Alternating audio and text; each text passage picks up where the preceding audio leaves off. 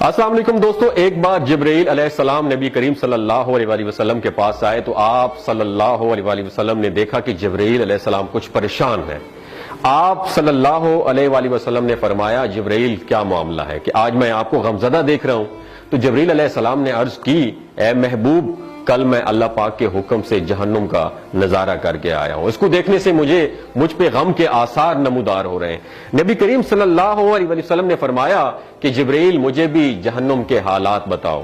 جبرائیل نے عرض کی، جہنم کے کل 7 درجے ہیں اور ان میں سے جو سب سے نیچے والا درجہ ہے اللہ ان میں منافقوں کو رکھے گا، اس سے اوپر والے 6 درجے میں اللہ تعالیٰ مشرک لوگوں کو ڈالیں گے، اس سے اوپر 5ویں درجے میں اللہ سورج اور چاند کی پرستش کرنے والوں کو، عبادت کرنے والوں کو ڈالیں گے، 4تھے درجے میں اللہ پاک آتش پرست لوگوں کو ڈالیں گے، اور 3رے درجے میں اللہ پاک یہود کو ڈالیں گے، 2 درجے میں اللہ تعالیٰ عیسائیوں کو ڈالیں گے۔ یہ کہہ کر جبرائیل علیہ السلام خاموش ہو گئے تو نبی کریم صلی اللہ علیہ وآلہ وسلم نے پوچھا، جبرائیل آپ خاموش کیوں ہو گئے؟ مجھے بتاؤ کہ پہلے درجے میں کون ہوگا؟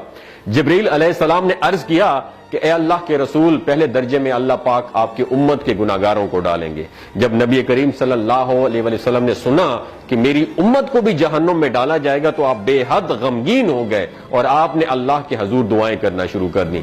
3 دن ایسے گزرے کہ اللہ کے محبوب مسجد میں نماز پڑھنے کے لیے تشریف لاتے، نماز پڑھ کر حجرے میں تشریف لے جاتے اور دروازہ بند کر کے اللہ کے حضور رو کر دعائیں فرماتے۔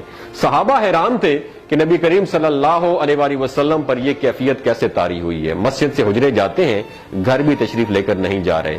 جب 3را دن ہوا تو سیدنا ابو بکر صدیق رضی اللہ تعالیٰ عنہ سے رہا نہیں گیا، وہ دروازے پر آئے اور دستک دی اور سلام کیا، لیکن سلام کا جواب نہیں آیا۔ آپ روتے ہوئے سیدنا عمر رضی اللہ تعالیٰ عنہ کے پاس آئے اور فرمایا کہ میں نے سلام کیا لیکن سلام کا جواب نہیں پایا، لہٰذا آپ جائیں، ہو سکتا ہے آپ کو سلام کا جواب مل جائے۔ آپ گئے تو آپ نے 3 مرتبہ سلام کیا لیکن سلام کا جواب نہ آیا۔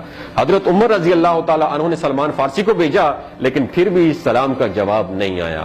حضرت سلمان فارسی نے واقعے کا تذکرہ حضرت علی رضی اللہ تعالیٰ عنہ سے فرمایا۔ انہوں نے سوچا کہ جب اتنے عظیم شخصیت کو سلام کا جواب نہیں ملا تو مجھے بھی خود نہیں جانا چاہیے، بلکہ مجھے ان کی نور نظر بیٹی حضرت فاطمہ رضی اللہ تعالیٰ عنہا انہیں اندر بھیجنا چاہیے۔ لہٰذا آپ نے حضرت فاطمہ رضی اللہ تعالیٰ عنہا کو سب احوال بتا دیا۔ آپ حجرے کے دروازے پر آئیں، ابا جان السلام علیکم۔ بیٹی کی آواز سن کر محبوب کائنات اٹھے، دروازہ کھولا اور سلام کا جواب دیا۔ ابا جان، یہ آپ پر کیا کیفیت ہے کہ 3 دن سے آپ یہاں پہ تشریف فرما ہے؟ نبی کریم صلی اللہ علیہ وآلہ وسلم نے فرمایا کہ جبرائیل نے مجھے آگاہ کیا ہے کہ میری امت بھی جہنم میں جائے گی۔ فاطمہ بیٹی، مجھے اپنی امت کے گناہگاروں کا غم کھائے جا رہا ہے اور میں اپنے مالک سے دعائیں کر رہا ہوں کہ اللہ ان کو معاف کر دے اور جہنم سے بری کر دے۔ اور یہ کہہ کر پھر آپ سجدے میں چلے گئے، رونا شروع کر دیا، یا اللہ میری امت کے گناہگاروں پر رحم کر، ان کو جہنم سے آزاد کر کے۔ اتنے میں حکم آ گیا، وَلَسَوْفَ يُعْطِيكَ رَبُّكَ فَتَرْضَىٰ، اے میرے محبوب غم نہ کر، میں تم کو اتنا عطا کروں گا کہ آپ راضی ہو جائیں گے۔ آپ خوشی سے کھل اٹھے اور فرمایا کہ لوگوں، اللہ نے مجھ سے وعدہ کر لیا ہے کہ روز قیامت مجھے میری امت کے معاملے میں خوب راضی کرے گا، اور میں اس وقت تک راضی نہیں ہوں گا جب تک میرا آخری امتی بھی جنت میں نہ چلا جائے۔ بولتے ہوئے آنکھوں سے آنسو آنا شروع ہو جاتے ہیں بندے کے، جب بندہ سوچتا ہے کہ ہمارا نبی صلی اللہ علیہ وسلم اتنا شفیق اور غم محسوس کرنے والا ہے اور بدلے میں ہم نے ان کو کیا دیا۔ آپ کا 1 سیکنڈ اس ویڈیو کو دوسرے لوگوں تک پہنچانے کا سورس ہے۔ میری آپ سے عاجزانہ اپیل ہے کہ لا حاصل اور بے مقصد پوسٹیں ہم شیئر کرتے رہتے ہیں، لیکن آج اپنے نبی کی رحمت کا یہ پہلو کہیں ہم سے مس نہ ہو جائے۔